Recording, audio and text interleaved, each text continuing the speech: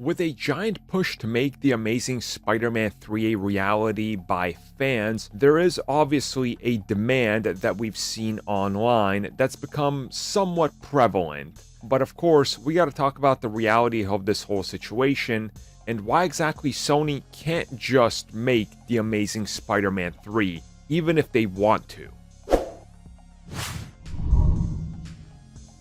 So first up, let's talk about the obvious reason, and this is the one that many people don't want to admit. Even if you liked The Amazing Spider-Man 1 and 2, I think 1 was actually a fine film, 2 not so much, there is the perception of The Amazing Spider-Man 2 being overall bad.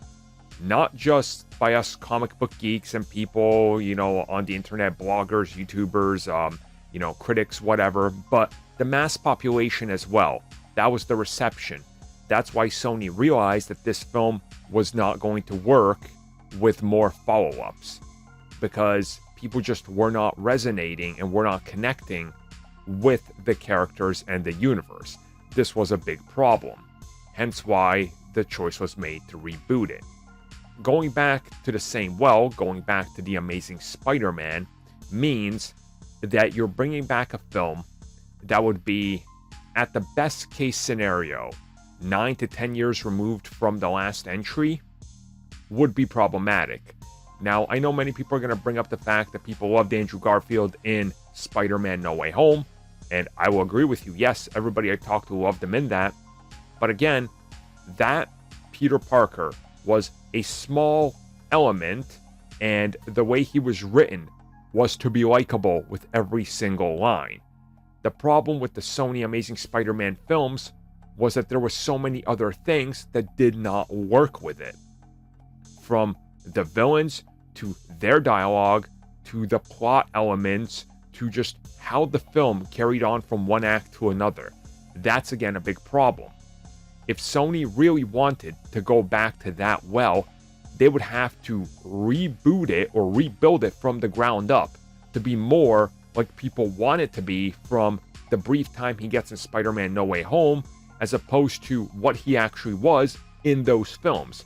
Because despite the fact that it's Andrew Garfield, you can tell that his personality and the way he's acting is different from what was happening in those films. So again, you have to be very careful with managing expectations and delivering to fans what they want and what they think they want. Which brings me to the next big issue, the logistics behind the Spider-Man contract.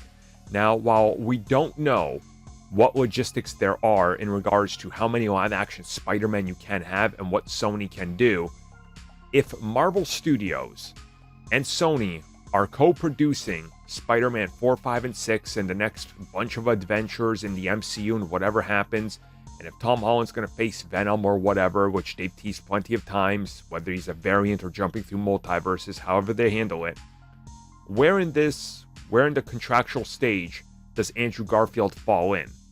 And how does that affect the existing contract? Because again, then it would be a 100% produced Sony Spider-Man film that is going up against potential Marvel release dates fighting for the same crowd.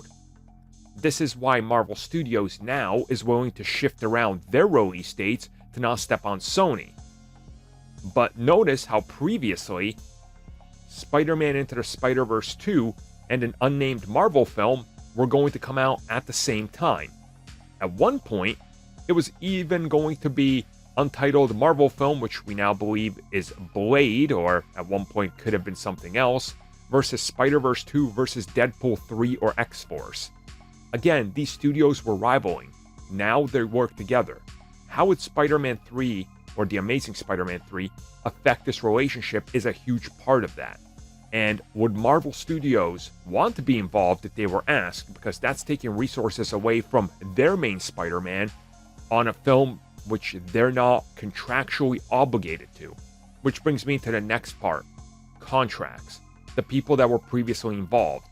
Avi Arad was heavily on hand with The Amazing Spider-Man, which means he would have to be in the controlling seat because that's what he was with the franchise. He was given the boot with the MCU version, but you saw his name stitched very heavily onto Spider-Man No Way Home, because the association with that Spider-Man. So think about that for a second as well. Everything I just explained is a lot of logistical reasons, and I know many people are going to get mad at me, but some people just can't deal with the reality of the truth now. Any amount of petitions and all the petitions you want to sign, okay? But the reality and the matter and the truth is that making The Amazing Spider-Man 3 is a nightmare.